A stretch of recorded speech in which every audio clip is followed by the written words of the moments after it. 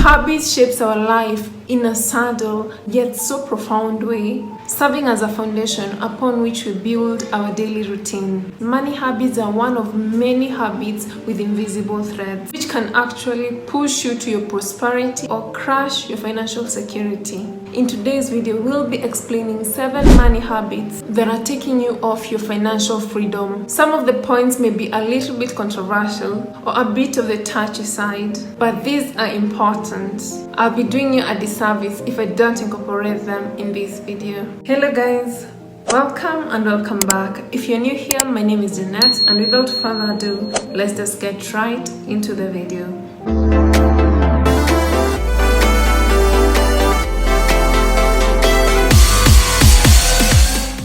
Point number 1, blaming others. Blaming others is the coward's way out to relinquish control and stifle growth. True strength lies in taking responsibility for your actions, learning from your mistakes, and forging a path forward with resilience and integrity. Have you ever met people who are always complaining, always blaming their situations on things? They cannot help themselves but put a blame on anything around them, right? Visible or invisible, they cannot help it but put a blame. They're in that situation because their parents didn't work hard enough. They're in that situation because maybe their parents don't have enough money. They're in that situation because of the location they live in. In that situation because of the family. All this blaming game is one of the signs of weaknesses. The habits that you need to cut off is blaming others. Take responsibility of the way you manage your finances and your financial status. Point number 2, getting side hustles to support or pay off your bad habits. I'll give you an example in this situation. Your side hustle is writing transcripts, right? So that you can support yourself in buying that expensive clothes. This is one of the habits that are really inconveniencing you. You buy things that are not really necessary. Yeah, you don't have to work. If you're to take a second job, make sure that second job is, for example, when you get the money, this money is to invest. You are improving your future financial security and not to support the bad habits of impulse buying. Yeah? You need to address the underlying problem issue rather than feeding that problem. Point number 3, understanding your wants and your needs.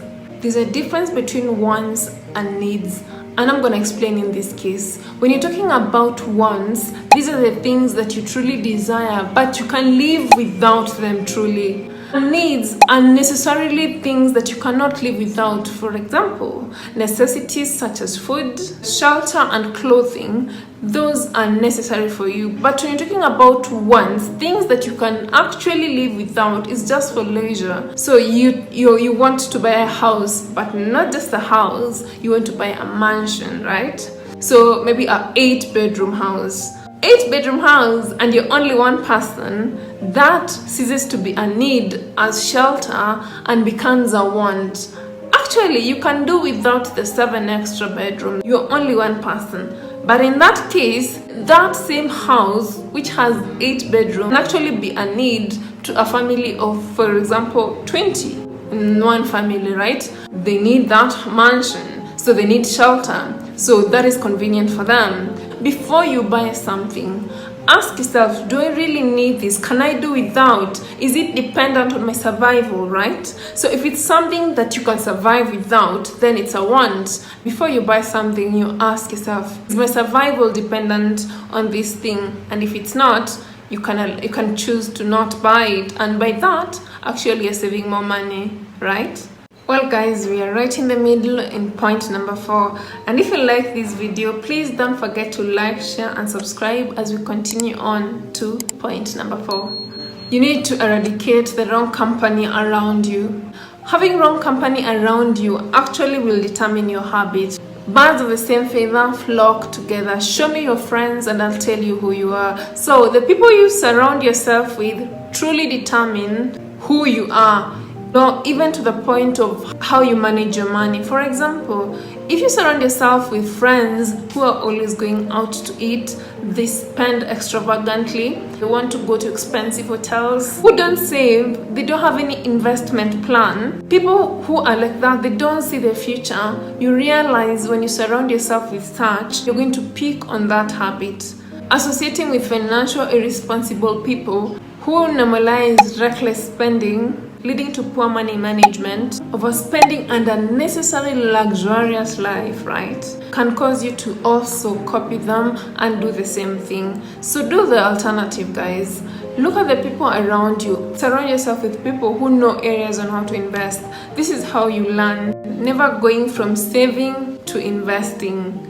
I know saving is good and we are told to save, which is so good. There's another area where you want to build your finances, not just to keep them safe for future, right? But also you need that money to pay you. So this is what we call investment. The difference between saving and investment: number one, when you think about saving, you're thinking about the safe haven where you can actually get your money easily whenever you have any emergencies. It's not necessarily about growth, but you're looking at a situation, okay, it's safe for me to withdraw, it's less risky. Number two, when you're talking about saving, because you're opening a saving account, it's less risky to lose your money, right? But when you decide to invest in something like stocks, you can actually lose your money. Or real estate, for example, there's high risk involved with that.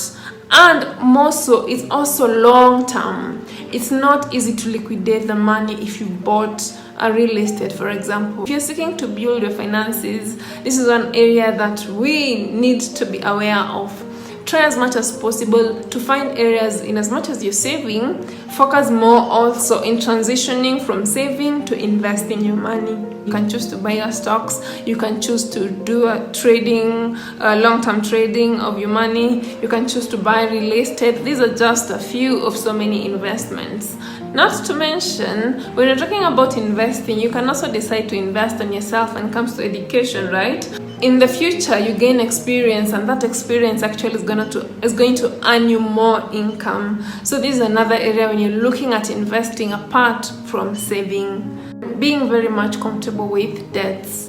Well, I've been there and I've learned the hard way. Having debts is such a burden, guys. You can have very good track record when it comes to savings and investing, but if you don't take seriously this habit of being comfortable with debts, can really drain you. I've felt the strains of being in debt and it's not good.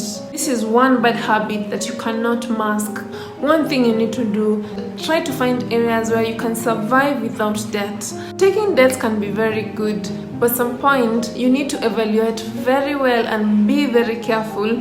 The money that you take, are you going to use to invest? So I've been there where you take money on debt and you spend on things that are short-term goals, right? You end up being left with a lot of debt and nothing to show off for it. So guys, if you want to be happy, one, if you want to be comfortable in life, not comfortable, but at least you don't have stress when it comes to finances, and you're seeking for financial freedom, this is one of the things that you need to stay away from, especially when you buy debts to curb your bad habits of impulse buying. Don't do that.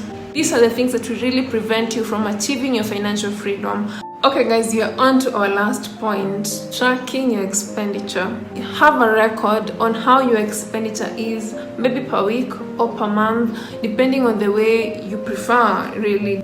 Write all your expenses on one column. Do the same on your income on the other column. Evaluate. There are many apps that you can use. A traditional paper pen method, which I personally prefer and I use actually. So in these situations, your expenditure should be less than your income.